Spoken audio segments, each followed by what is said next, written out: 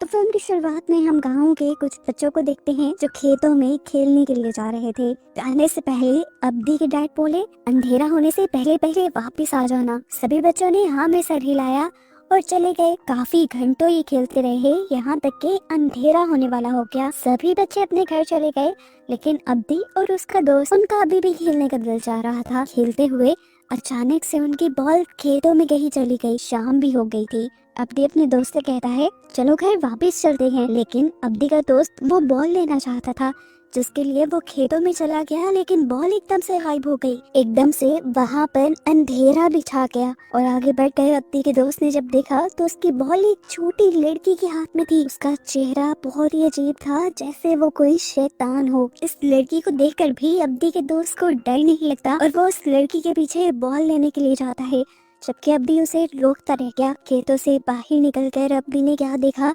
कि वो लड़की उसके दोस्त को पकड़ के उसके सर पे पत्थर मारकर उसका मर्डर कर चुकी है। ये देखकर वो घबराते हुए गांव में गया और उसने गांव वालों को चिल्ला चिल्ला कर बुला लिया। सभी लोग अब्दी की बात मानते हुए अब्दी के दोस्त को ढूंढने के लिए निकल जाते हैं।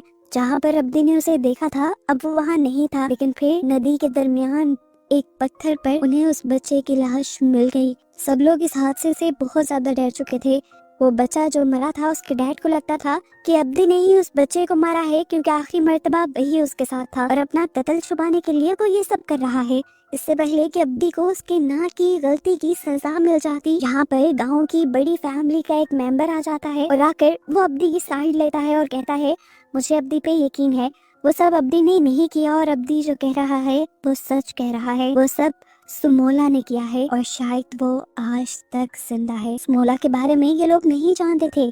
तब ये आदमी इन सब को सुमोला की कहानी बताता है। आज से 29 साल पहले इस गांव के सबसे अमीर आदमी की कोई भी औलाद नहीं थी। इसकी वजह से उसके अंकल उसकी सारी जमीनें लेना चाहते थे, ताकि वो जमीन उनके बच्चों के पास चली जाए और इस जमीन का आगे कोई वारिस रहे। अब सूजी मान को ये सुनकर बहुत ज्यादा गुस्सा आया और उसने अपने घर के अंदर जाकर अपनी वाइफ को ये धमकी दी कि अगर 1 साल के अंदर अंदर उनका कोई बच्चा पैदा ना हुआ तो वो दूसरी शादी कर लेगा। सूजी मान की वाइफ ये सुनकर बहुत ज्यादा उदास हो गई और तभी उसे एक ऐसी औरत के बारे में पता चला जो लोगों को बच्चा देने में मदद करती थी। सुनकर काफी अजीब लगा, लेकिन वो फिर भी अपनी एक मेड के साथ उस औरत के पास चली गई।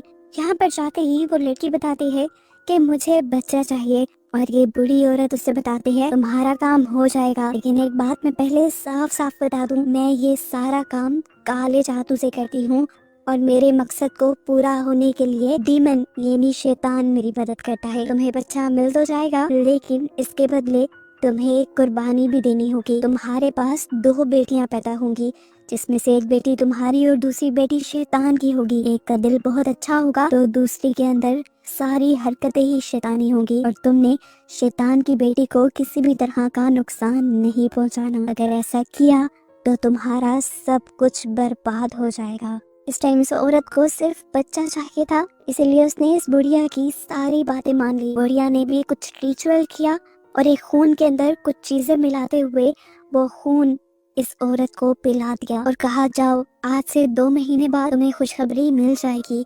2 महीने का वक्त गुजर जाता है और हमें पता चलता है कि सच में वो रिचुअल काम कर गया था। सूजीमान की वाइफ अब प्रेग्नेंट हो चुकी थी। सूजीमान खुशी से गांव में ये खबर फैला देने को कह देता है और यहाँ सूजीमान, जिसे पहले ही पता था कि उसके पास 2 बेटियां पैदा होंगी, वो दोनों के नाम सोचने लग जाती है। उसने एक बच्ची का नाम सुमाला और दूसरी का नाम कुमाला सोचा था। वक्त गुजरता है और वो दिन भी आ जाता है जब सूजीमान के घर उसकी बेटियों का जन्म होना था। उसके रूम में सोफे पे हम डीमन को भी बैठा हुआ देखते हैं। जैसे ही सूजीमान की पहली बेटी पैदा होती है तो उसमें कोई भी हरकत नहीं होती, जिससे लोग जान जाते हैं कि वो मर गई है। जैसे ही दूसरी बेटी पैदा होती है तो उसे देखकर सब लोग शॉक रह जाते हैं। उसकी दूसरी बेटी का मुंह डिफॉर्म था, यानी चेहरा बिगड़ा हुआ था। वो बहुत ही ज्यादा बदसूरत थी। जैसे ही सूजीमान ने उसे देखा तो गुस्से से उसका बुरा हाल हो गया।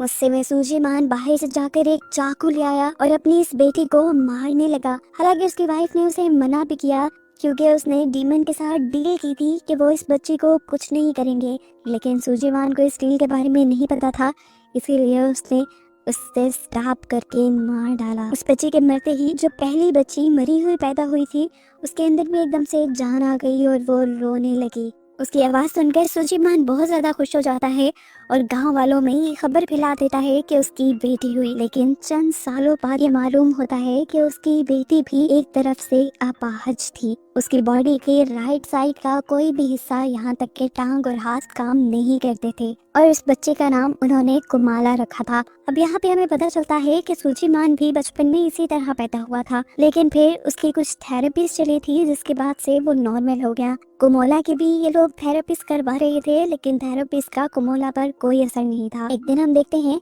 कि कुमोला साइकिल के साथ खेल रही थी।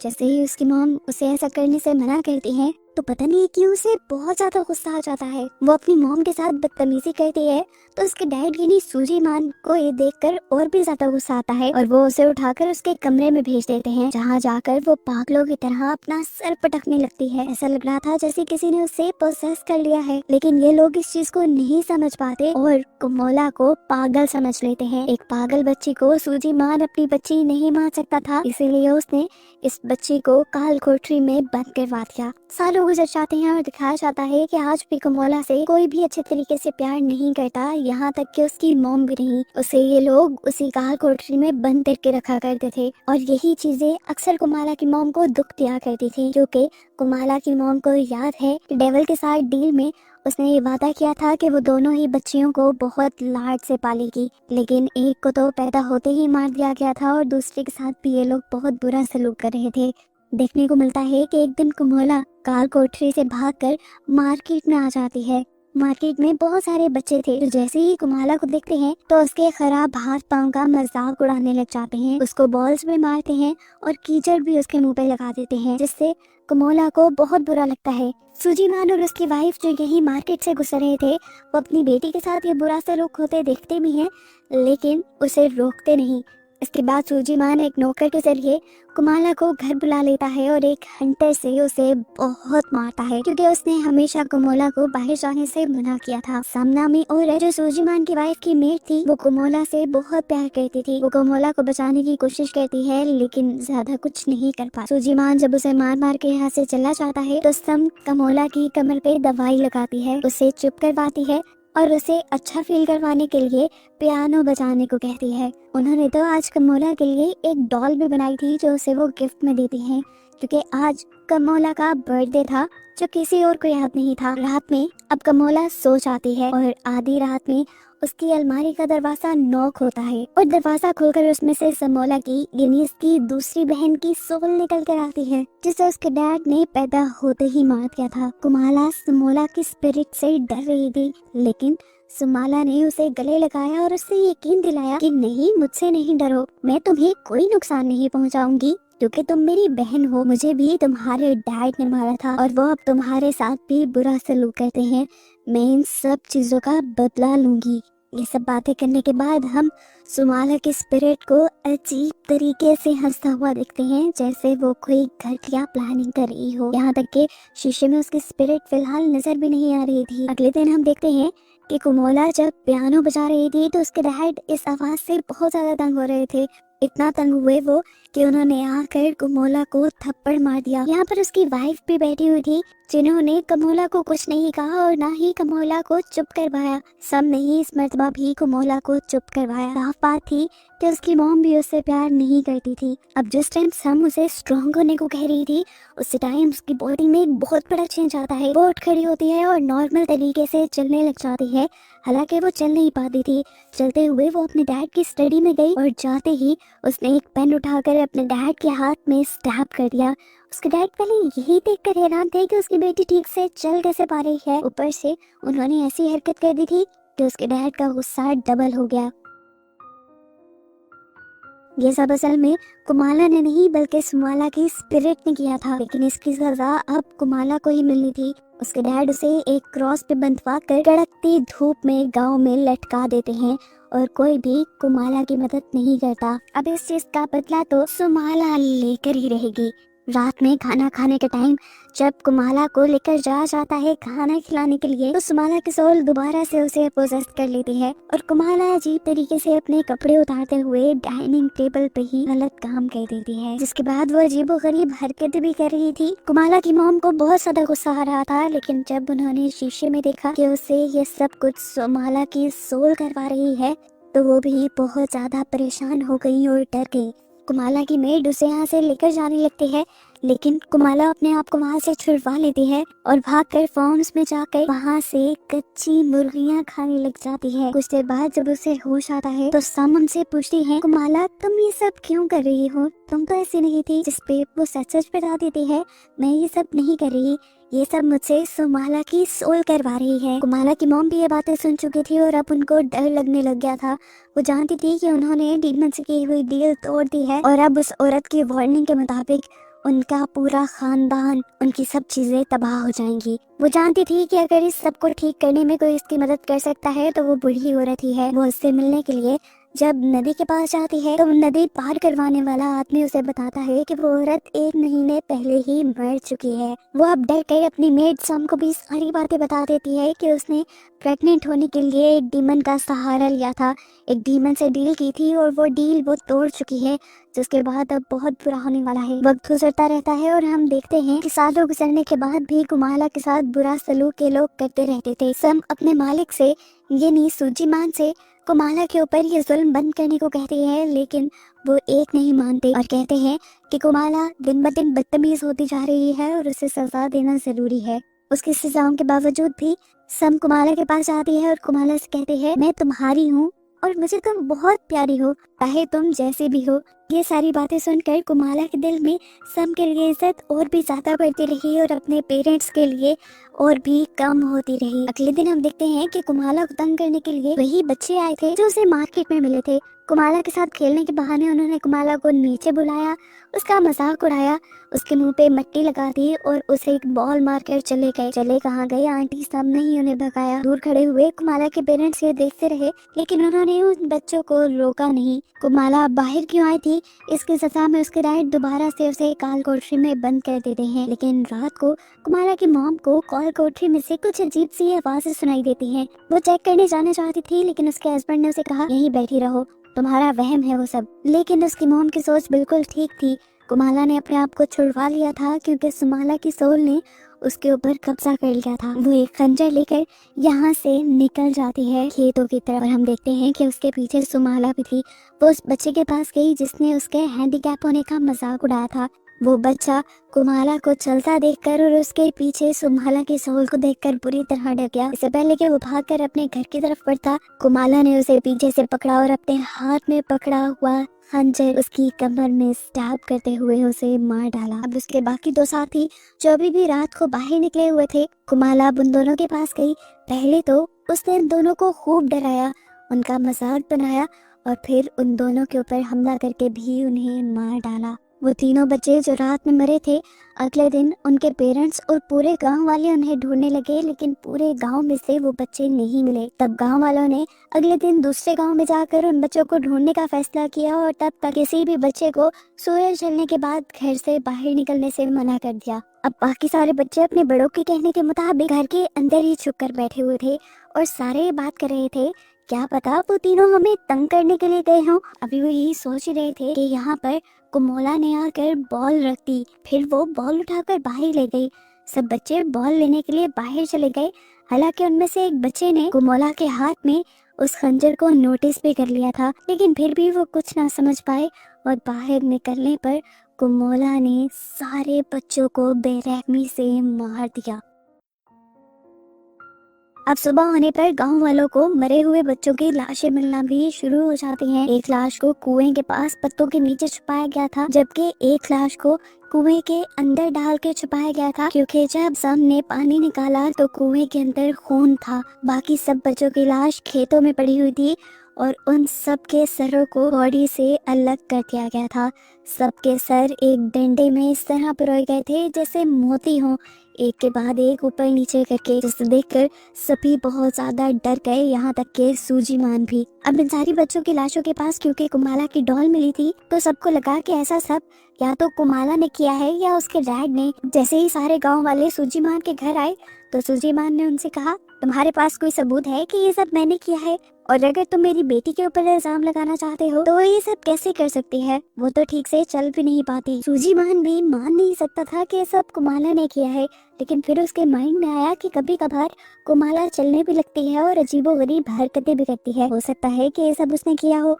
वैसे भी उसको तो रात में काल कोठरी में बंद कर दिया जाता था, तो फिर वो बाहर कैसे गई? यही सोचते हुए सूजी माँ जब काल कोठरी में जाता है तो देखता है कि वहाँ पे एक बहुत बड़ा सुराख था जिससे बोरियों से ढका गया था। और ऐसे सूजी मान को ये बात कंफर्म हो गई कि उसकी बेटी ने ही वो सारे मर्डर किए हैं। यहाँ पर अब डरते हुए पहली मर्तबा कुमाला की मॉम बोलती है और बताती है ये सब कुमाला ने नहीं बल्कि सुमाला की सोल ने किया है। उसे यकीन दिलाने के लिए वो ये भी बताती हैं कि उन्होंने खुद सुमाला की सोल को अपनी आंखों से देखा था। अब इन बातों के पीछे कितना सच है ये सब जानने के लिए सूजी मान कुमाला के रूम में जाता है और उसे वादा करता है कि अगर तुम मुझे सच बताओगी तो मैं तुम्हें कोई नुकसान नहीं पहुंचाऊंगा। बताओ इस सब के पीछे कौन है? और यहाँ पर कुमाला बता देती है कि इस सब के पीछे सुमाला की सोल है। कुमाला बताती है कि मैंने उसे बहुत रोकने की कोशिश की थी लेकिन वो नहीं मानी। कुमाला ये भी बताती है कि सुमाला की सोल ने उससे वादा किया है कि जितने भी लोग कुमाला को परेशान करते हैं वो उन सबको मार देगी।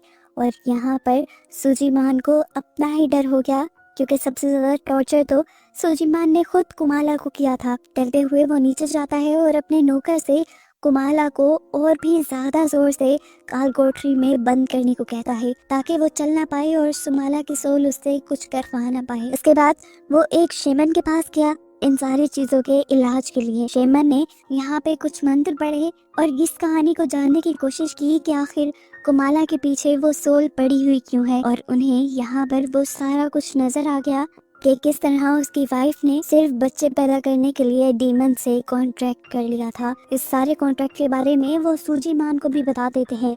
हमें पता चलता है कि कुमाला और सुमाला का आज 9वां बर्थडे भी था। सम जब कुमाला को प्यार करने के लिए उसके पास आई तो उसने एक गिफ्ट के तौर पे सम को कहा कि तुम आज मेरे पास मत आना क्योंकि सुमाला ने मुझे बताया है कि रात 12 बजे के बाद वो यहाँ पर मौजूद सभी लोगों को मार देगी और मैं नहीं चाहती वो आपको कोई नुकसान पहुँचाए।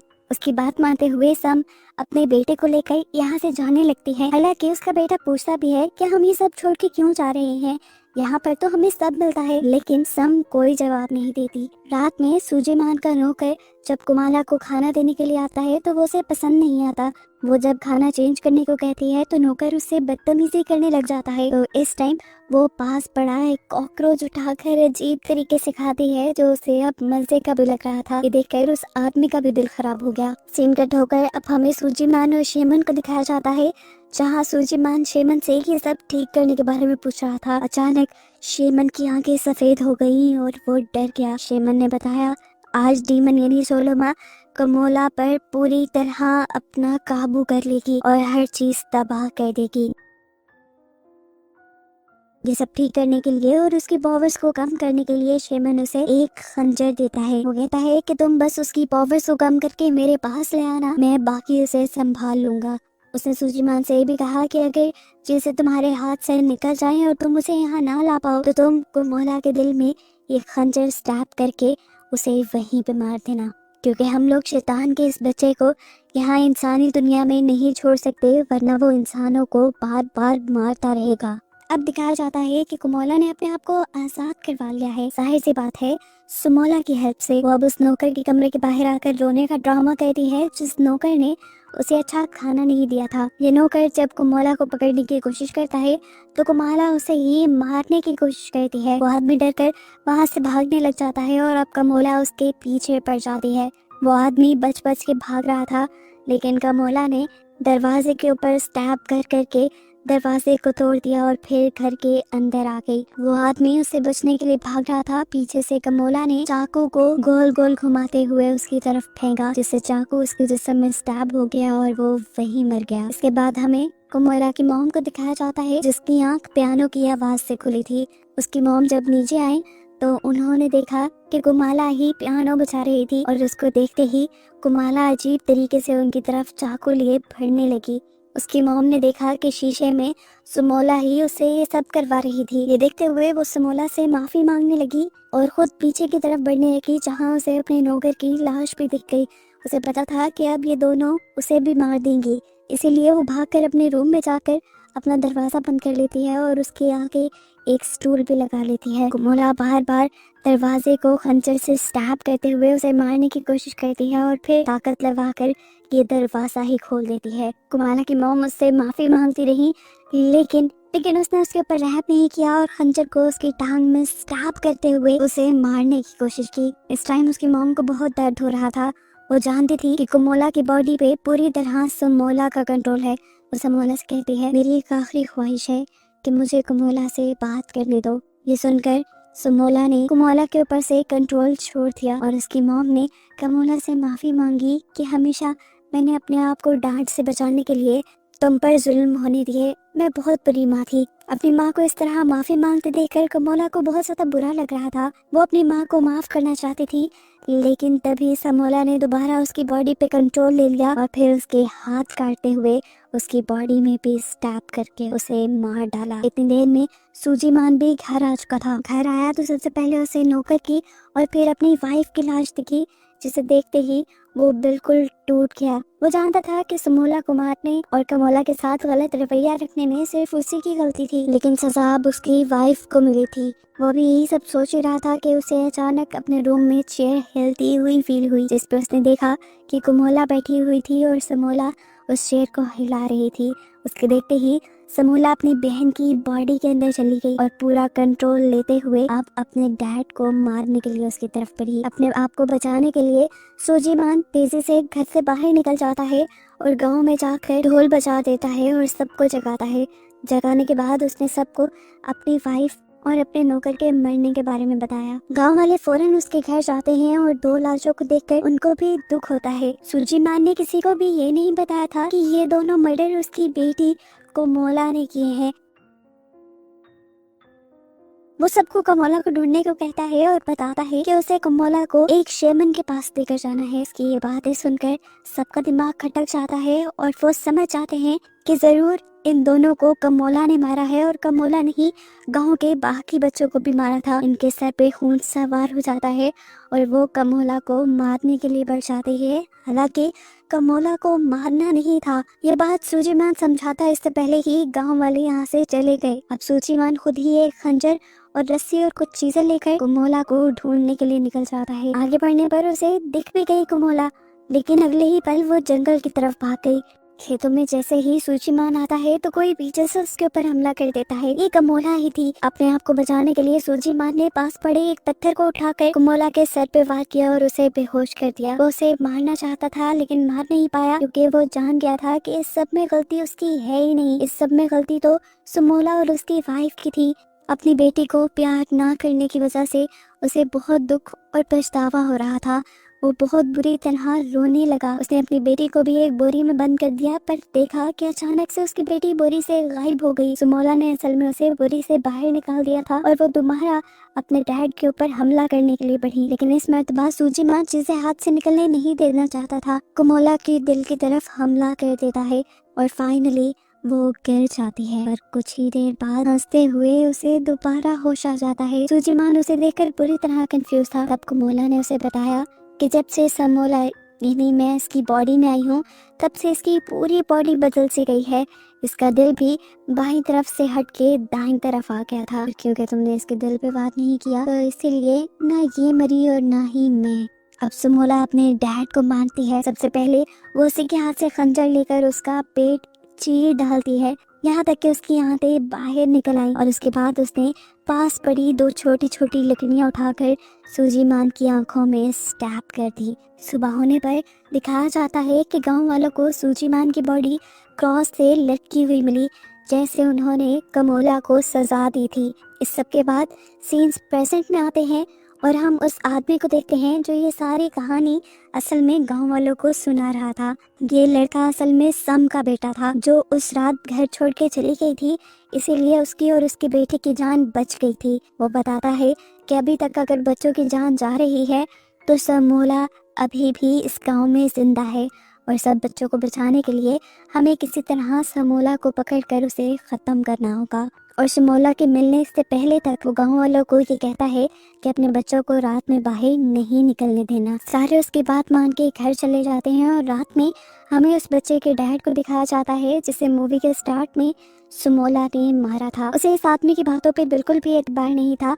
उसे लग रहा था कि ये सारा काम अब्दी ने ही किया है। वो रात में अब्दी को मारने के लिए अब्दी के घर के पास आता है और उसे वहीं पर समोला दिख जाती है, जो इस टाइम एक मरे हुए आदमी की बॉडी को खा रही थी। और बस यही दिखाते हुए ये मूवी यहाँ खत्म हो जाती है, ये बताते हुए कि ये एक सच्ची कहानी है। इंडोनेशिया में सेंट्रल हवा के पास सच में एक ऐसा गांव है जहाँ पर एक डेविल की बच्ची रहती है और इसलिए वहाँ के लोग रात में अपने बच्चों को घर से बाहर नहीं निकलने देते।